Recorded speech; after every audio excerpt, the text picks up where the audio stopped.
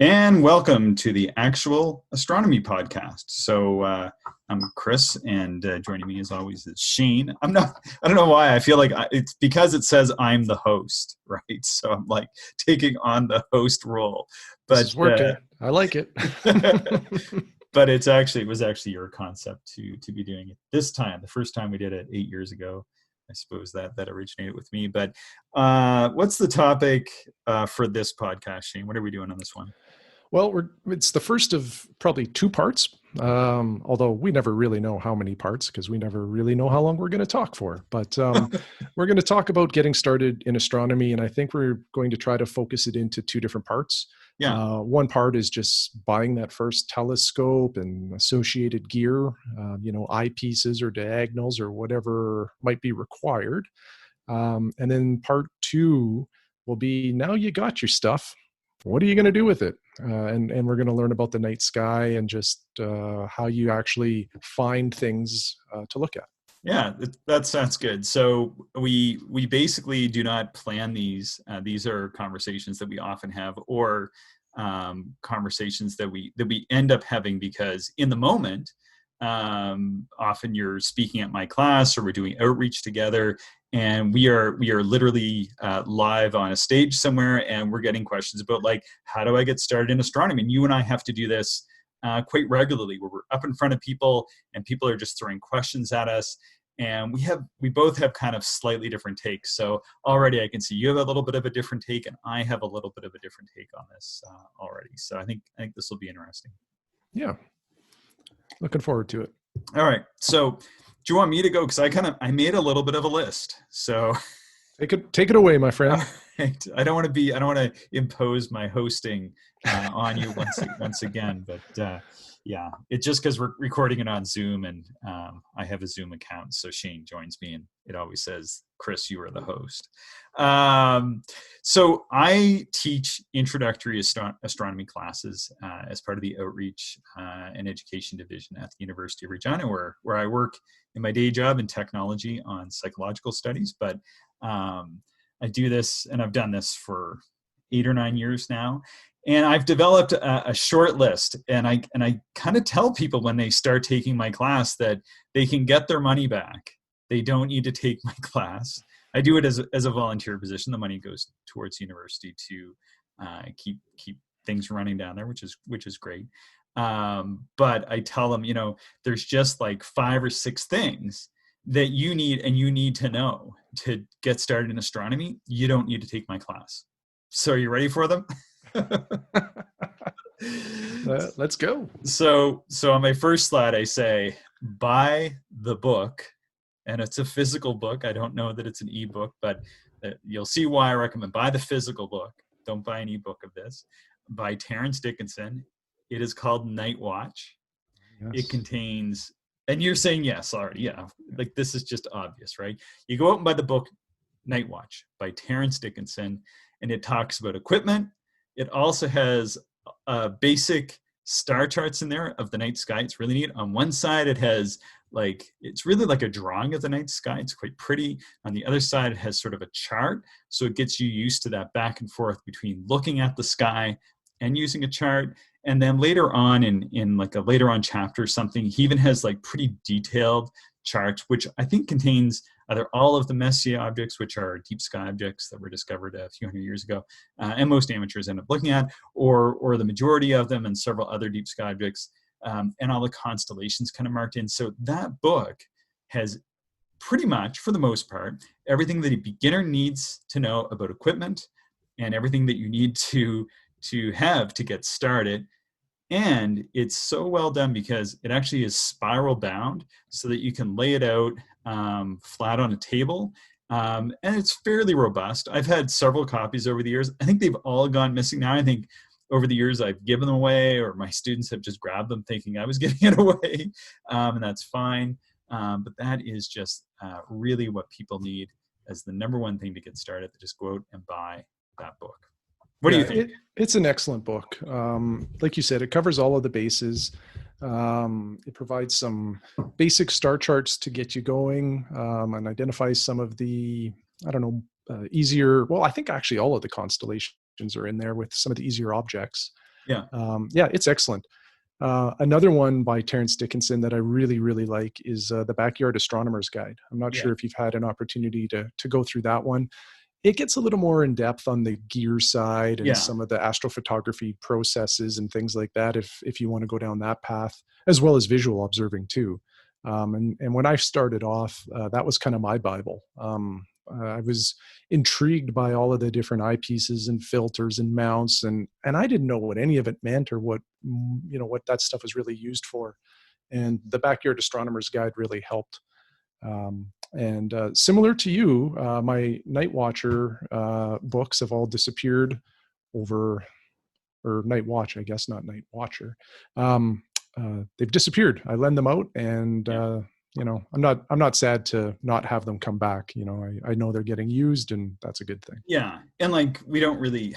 I mean, they're great books, but you kind of get to a point after after doing this for decades, you just don't really need them anymore, and that's fine. I'll probably buy more copies because I always like to have one around, and like I do use them to kind of guide my instruction to people that take my course or like when we're out doing outreach. But yeah, I think the last time I had a copy, I think I took it to an outreach event we were doing, and it never made it back. But like I really hope somebody did take it, and that person it did foster some sort of additional interest in astronomy for them, and I'm fine. I think the book now retails for like $30 or $35 when I first started doing this, and buying it. I think you get it for like $16 or $19.99. I remember it went to $19.99. I bought a copy at Costco or something like that, and now it's almost twice the cost. But definitely worth buying. Night Watch by Terence Dickinson. So number 2, ready for it? I'm ready. All right. The second thing you need to make a red flashlight. Like, holy crap. You need to go and make a red flashlight to use your night watch under the stars. And you can do this very easy now. Now, back in the day, they would say to do one of two things. They would say, well, you can get a flashlight and paint it red with nail polish. When I don't like the smell of nail polish. Or you can get like some red cellophane. And I've bought red cellophane, but it always seems to be like purple or some other weird color when you put it on. The best thing I found, and this is super easy, is you just get red duct tape, because you can get this at Canadian Tire or any kind of Rona, Lowe's, like you name it. Any kind of hardware store has red duct tape now. I don't know what it's used for usually, but people are using it for something. And you just put 2 or 3 layers over the end of your light, and then you're off to the races. And the great thing about it is that unlike the red nail polish, like basically red nail polish, you are destroying that light. Like you are only going to be able to use it for astronomy. But the red duct tape, you can peel it off, and it really comes off pretty easy. So you haven't like written off that flashlight. And then you can use it for other things. I've even done that observing when I didn't have a white light and I lost something at the end of the session. I peel the red duct tape off, and I go, now we have dedicated red LED lights, but they run like $25 or $35 sometimes. Not really necessary until you really get into this. And for secondary lights, I think mostly we do just use those lights with the red duct tape. That's what I put in my tent. My wife is in there reading. Now, people will say, well, there's like blue leak and blah blah blah. And yeah, that's true. But at the same time, we just really use the red LEDs. Or for beginners, I think people getting into it, just using the red duct tape is probably all you're gonna need for a light. So why is that? Why do we use red light, Shane? I was about to ask you that. So when you're out in truly dark skies, it takes your eyes some time to adapt to the dark. And an example I like to use is if you're in your house and all the lights are on, and all of a sudden you go into a room without a window. If you close the door and turn off the lights, you can't see anything for at least the first, 30 to 60 seconds. But then your eyes slowly adapt, and they're able to pull in some faint light, and you can start to discern, some of your surroundings. Now, when you're out under a dark sky for astronomy, it takes your eyes about 30 minutes to fully adapt to the darkness.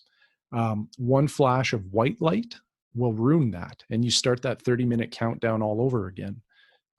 Red light doesn't impact the eye the same way, and it helps preserve your night vision a lot better. So astronomers all around will use red lights and may get a little upset if you're not using a red light. And one of the things I love about your suggestion of the red duct tape is you can really dial down the brightness even of the red, because a lot of like flashlights you'll buy, at your local hardware store, even if you put some red cellophane or nail polish over it, it's still going to probably be too bright, even though it's red. So the nice thing with that duct tape is you just keep layering it on to diminish some of that brightness. And really, when your eyes are dark adapted and you're, you've been outside for a while, you'd be surprised how much you can see. You don't even really need light for the most part, No. unless you're reading a star chart or something. Yeah, exactly. And it's really great because I will bring it into my astronomy classes. And then it's awesome when 99% of the people come in. In fact, I can't remember the last time someone came up with a white light. And it's great. Like, people show up for our observing session and everybody already has the red flashlight made up. And it just really makes like a better experience. And, Mike doesn't get upset and,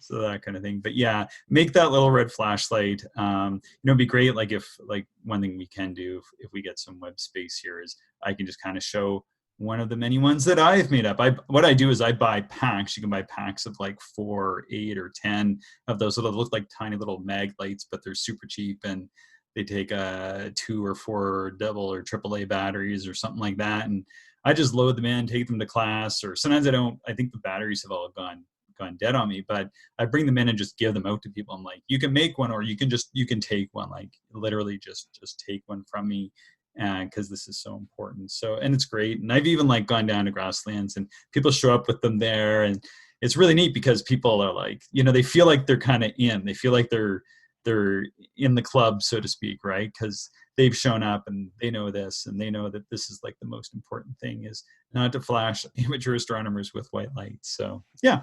So number 3, ready for number 3? I'm buckled in. I'm ready. So get a decent pair of binoculars. Yes. Love it. Yeah, you got to do it. So there's 2 different types, or I guess 2 different brands or makes or models that I recommend. Certainly you can use whatever you have, but the 2 that I recommend for my class are they're called the Pentax WP, and I think they're now up to like the WP4 or something like that.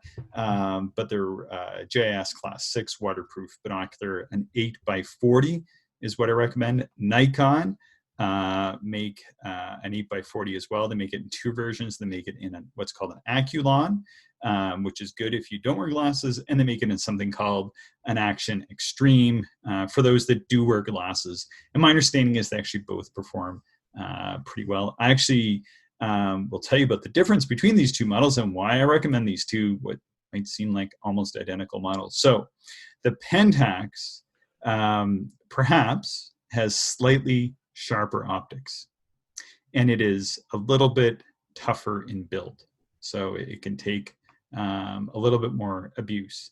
So the downside is it has a slightly smaller field of view than the Nikon. The Nikon has some softness in the field, but I feel that it mostly my eyes can accommodate, can be focused out, but the Nikons have larger fields of view. So I really like having a big field of view. And it's funny because I tell people all this, I'm like I own the Nikons. But, I like to do astronomy. So the wide field is what matters most to me for doing astronomy anyway. And the Nikon, I think, is just a hair lighter too. So I know I can hold it up for a little bit longer time.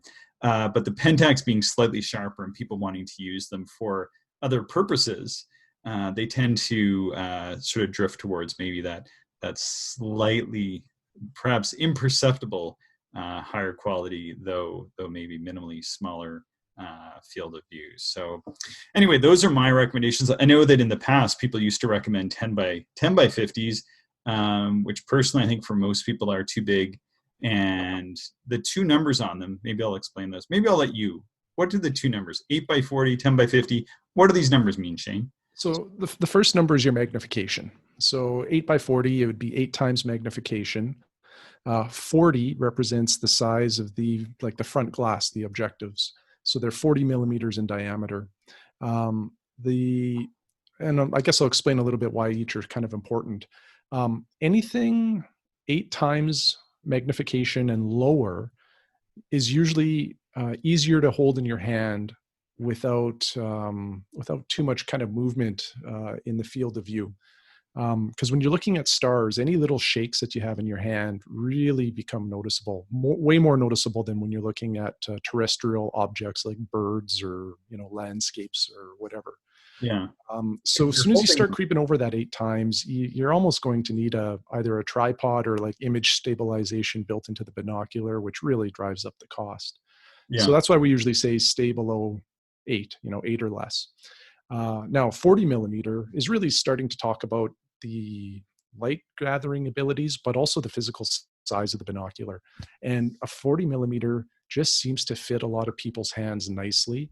And the weight of them is also, a very comfortable weight to hold up and look at the stars. So they are really the kind of the ultimate size of binocular for astronomy. I did start with a pair of 10 by 50s when I got into the hobby because that was what was recommended. And I did need a tripod for them. I just felt they were too shaky in my hand when I was trying to look at the stars.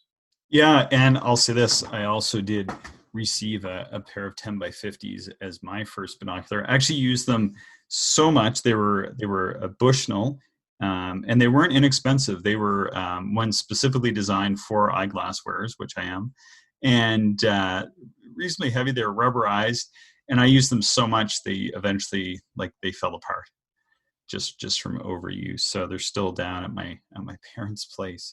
But I agree. Like even and I used to be a weightlifter and everything, and even in those days, I ended up buying a tripod. I was a late teen who was really fit, and I found the 10 by 50s just too heavy and too shaky, and I bought a tripod. So that's where my mind has gone with these, especially when people are starting out. And a 10 by 50 is a substantial binocular. It's like, can you use it without a tripod? You can, but I think it's just too big, too heavy. You might as well buy the 8 by 40 and then buy a larger binocular if you end up loving binoculars so much, which many people do, and then get a tripod or a special mount for that or something like that. But I think getting the smaller, lower power, slightly smaller objective size, and to be honest, I don't think many people could tell the difference if you handed them an 8 by 40 or something like that and like a 10 by 50. I don't know that a beginner is really going to be capable of seeing the difference that much. It's a Yeah. significant jump, but it's just not that huge. And the ability to hold it for so much longer. Like I would say I can hold the 10 by 50 for a few minutes. I can hold the 8 by 40 for about 5 minutes, but I actually use the 7 by 35s, and I can sit in a chair and hold them for 10 minutes. It's awesome to be able to look at a magnified sky for that period of time. So how much more are you seeing in the 10 by 50 you can only hold for a couple minutes versus a smaller optic that you can hold for many times as long. So that's sort of my rationale. I know what you think about that, Shane. Yeah, no, great advice. Yeah, for sure. I sold the 10 by 50s and I don't really use anything that large anymore just because of the comfort factor. I'd much rather have a nice field of view that's just comfortable. Yeah, exactly. And they, to buy a really good 10 by 50, you're getting into more money. But to get a really good 7 by 35 or 8 by 40 or something in that range, there's a lot of really high end optics out there. Like if you do want to get beyond these. Now these binoculars will run you in around the $150 Canadian range, a little bit less for our American friends to the south, but anyway, those are my recommendations. And of course, other people make different recommendations. That's fine. These are the ones that I found really worked. And I would say, I don't think anybody in my classes have ever bought the Nikons. everybody has all bought the Pentax, despite the fact that I say the Nikons are the ones that I use. It shows what kind of ringing endorsements I'm able to give. So future sponsors, be aware. So, all right. Number 4. Any more comments on binoculars? Yeah, maybe just one. Sure. Now, I think when people think of getting into astronomy, they think of telescopes and eyepieces and cameras. But binoculars should not be forgotten about. There's many nights where Chris and I and another one of our observing buddies, Mike, we go down to Grasslands National Park, which is about 2.5 to 3 hour drive from our homes.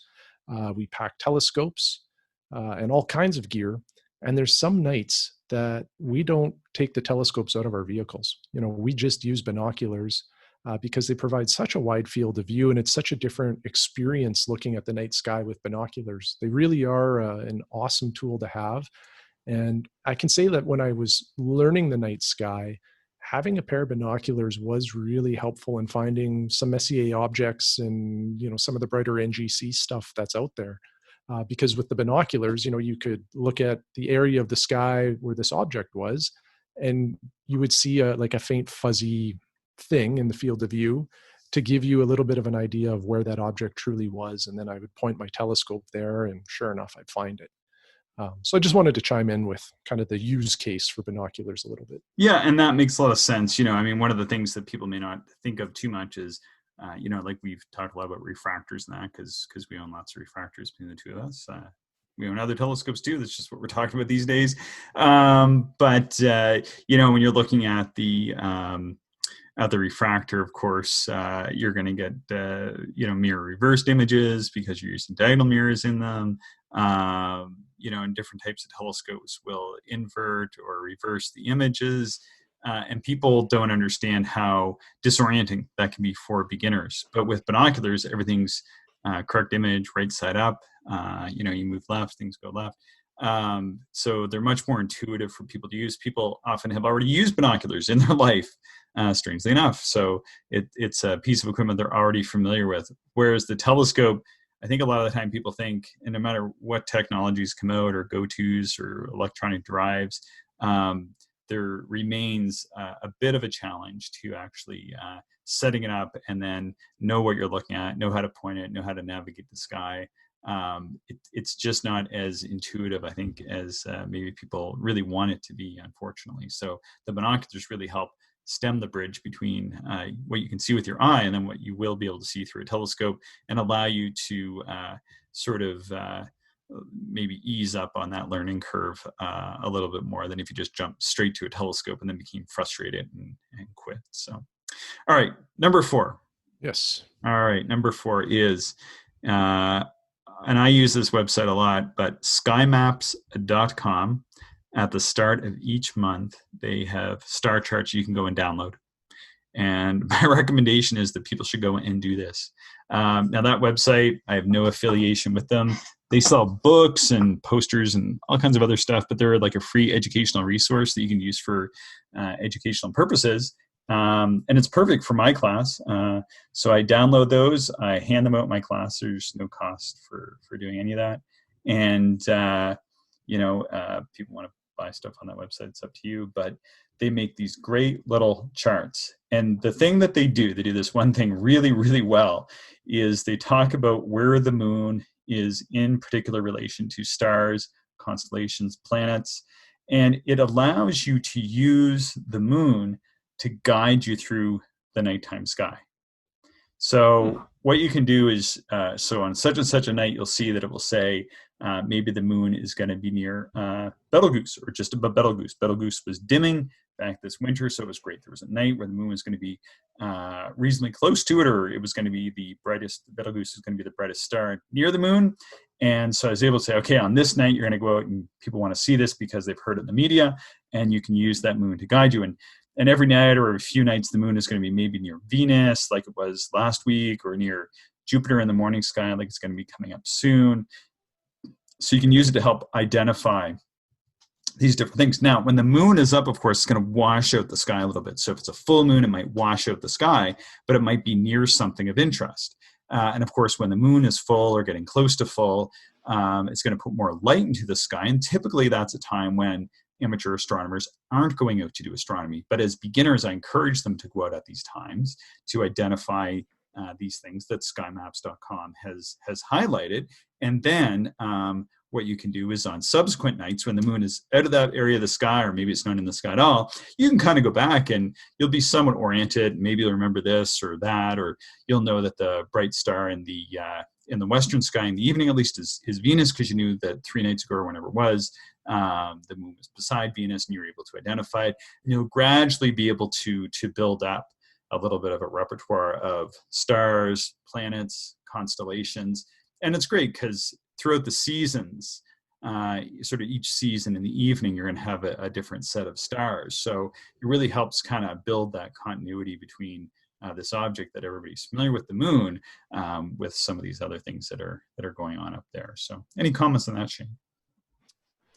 No, I really don't have anything to add other than, maybe a topic for a future podcast. But, like apps and planetarium software, I use more of that stuff to plan my observing sessions. Mm-hmm.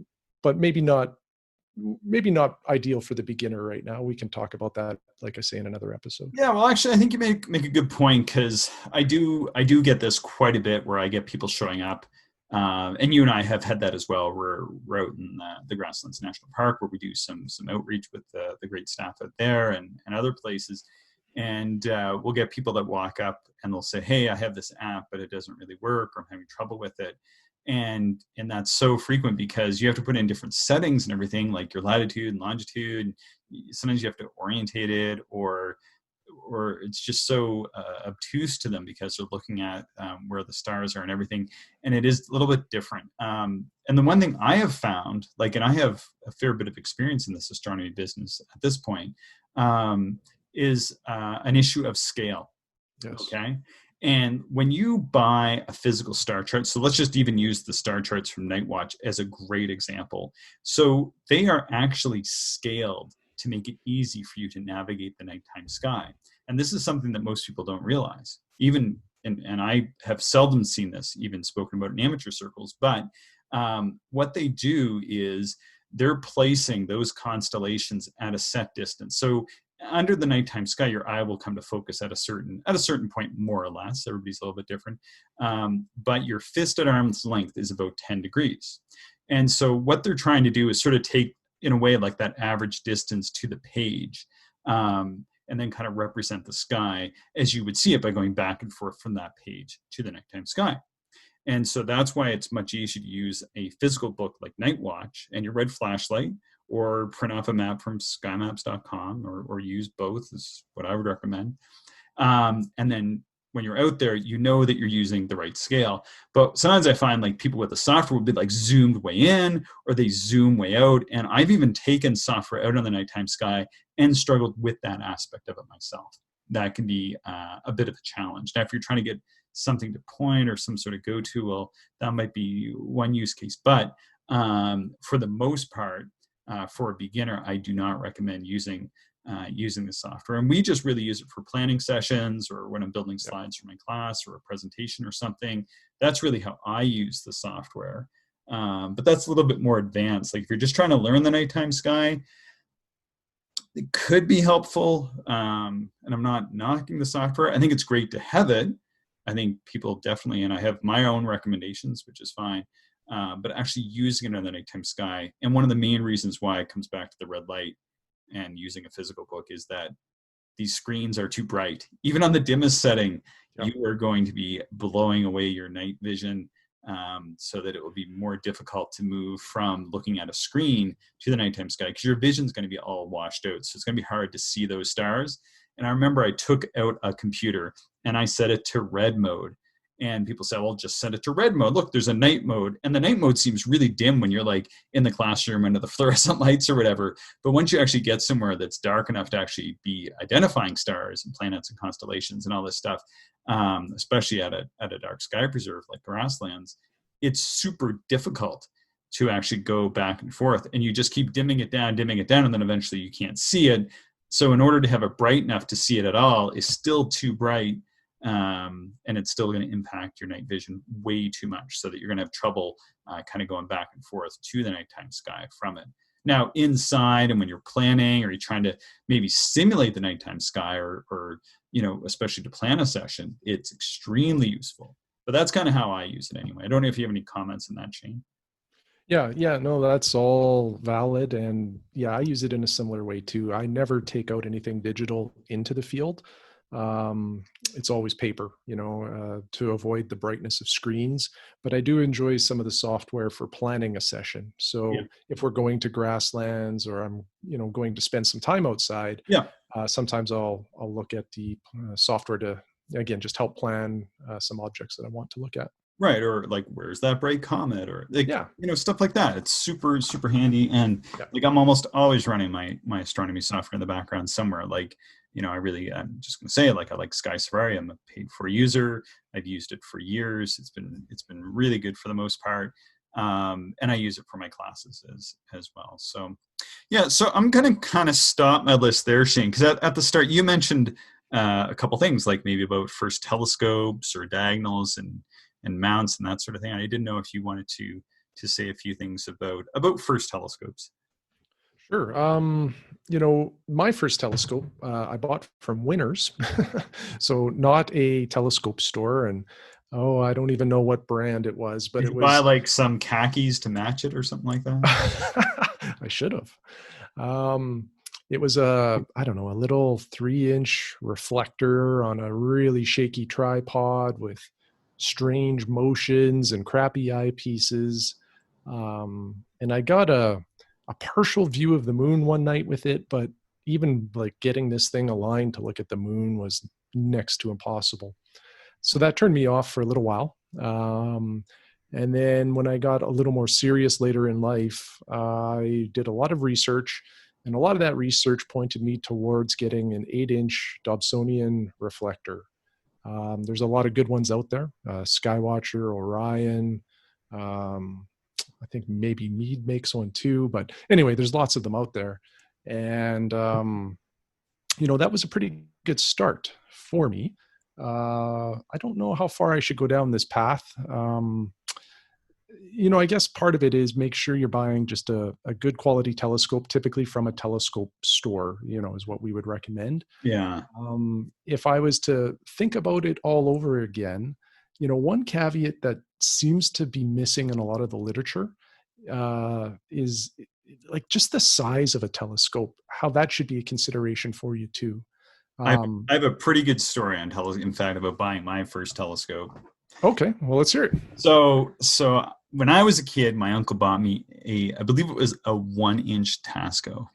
All right. So that was my first telescope, and I was about maybe 7. Okay. And I was so excited. Okay. So I'm pretty sure that I'm going to look through this thing. I'm going to look at a star. I'm going to pick the brightest star in the sky, because that's what you want to do, right? And so I'm going to look at this. I'm going to probably see planets going around it, probably aliens buzzing it with their saucers or whatever. And so my uncle helped me kind of get it lined up on a star, which I now know is Sirius. And I look in, I'm like, wow, it actually doesn't look as good through the telescope as it did to my eye. So it was pretty disappointing, because it was kind of flaring a bit, because this Tasco wasn't a very good Tasco, even though it was what we'd consider maybe a classic telescope now. It really was a very, very poor quality one, and probably had plastic lenses. So there was all this extra color. And then it just seemed bigger. I could see a few more stars, but it really just kind of brought the sky a little bit closer, but it didn't really give me an appreciable view of the universe that I was really hoping to get. So I was kind of disappointed. So like you, then it was like a number of years later, this interest kind of percolated, and I eventually went out and bought an 8-inch f6, but the road to that was a very bumpy one. Like you said, you should buy from a telescope store. Now, most of the time now we're buying online, and back in these days, these were earlier days of the internet, and I had looked at them online, but it's still back when you would order like a catalog, and for the most part, you were going to have to, probably go to a telescope store to pick one up. And the nearest telescope stores to me were down in the States. And at that time, they would not ship telescopes over the border for whatever reason. I can't remember, at least that's my recollection. So I remember I drove down to New Hampshire, and sort of had made an arbitrary decision. It was before I owned my own vehicle. I was, just a kid living at home, just sort of had gotten my driver's license a couple of years before. And I decided to take my mother's four-door sedan instead of my father's SUV. And so I went and I bought this 8-inch telescope, and I went out to take it and put it in the car, and it wouldn't fit. It just wouldn't fit at all inside the car. And so you can imagine I'd driven like whatever it was, like 12 or 13 hours to get to this place, and the telescope wouldn't get in the car. So I was so disappointed. But I did make one, and so I had to like return it, and they had to do like a return, and I was like so sad about it. But I actually bought at this telescope store, I bought a 3-volume set of Burnham's Celestial Handbook in soft cover. Oh, well, that's a good thing to have. So yeah, it was worth the trip, but boy, I was pretty disappointed. I got back home, and I sort of had told all my friends that weren't really that into astronomy, but pretty excited somebody was going to get a pretty good sized telescope. That I couldn't quite get it in the car. So it was about 5 or 6 months later that I ended up buying my 8-inch f6, which I think is more or less still like the de facto recommendation if people are looking to buy a telescope after they buy a night watch, make a red flashlight, start learning the sky, get a pair of binoculars. Then if they want to get a telescope, probably like the 8-inch f6 Dobsonian would be the one to get. But it certainly is the most aperture for the money. But people have to be aware of how big these things really are. Like you said, it's hard or impossible to fit in a smaller car. If you're going to do some observing in your backyard, and really the fact is most of us probably do the majority of our observing from the backyard just because of the convenience factor, you often have to move a telescope around just to see, between buildings or over top of trees, that type of thing. Yeah. And hauling even an 8-inch Dobsonian around, there's some weight there. So it's certainly, they're great performers. They'll show you a lifetime of objects. But I'm starting to waver a little bit on the 8-inch Dobsonian as like the de facto first telescope to get. Oh yeah. What would you recommend these days? Well, we did that episode on the classic telescopes, so I'm still a big proponent of that. If you can find yourself an older telescope, an older Tasco from the 60s, they're quite capable. But there's a number of good performing modern achromats, refractors, in that 80 millimeter class that you can probably get that and a mount and, the basic set of eyepieces in and around the same amount that a Dobsonian would cost you, like that 8-inch Dobsonian. Yeah. And then you don't have to worry about collimation, which is like a whole nother podcast probably. Yeah. Which is, aligning the mirrors in the Dobsonian. And they pack far more compact, and they're lighter to haul around the yard. So for those reasons, I kind of like those telescopes a lot. Yeah, and I think one thing is that although this may be a somewhat controversial thing to say, but you can be sort of underwhelmed by the difference in size amongst telescopes. Like for example, I have a beautiful 5-inch apochromatic telescope. And then Mark Bratton, author of the Herschel Objects, has an 18-inch. And I was observing beside him, and we were just like astounded at how little difference there actually is. We're not talking about the fact that, you can see like a couple magnitudes fainter through an 18-inch than a 5-inch, but it's really just like really just barely 2 magnitudes from, magnitude 7 LVM, limiting visual magnitude sight. And under most conditions, you're not quite under those kind of conditions. So it's sort of surprising, once you get into the realm of telescopes, how small the jump is. Going from naked eye to binoculars, I forget what it is, but the number is like astounding how big a jump it is to go from naked eye to like a 40 millimeter or 50 millimeter binocular is a massive jump.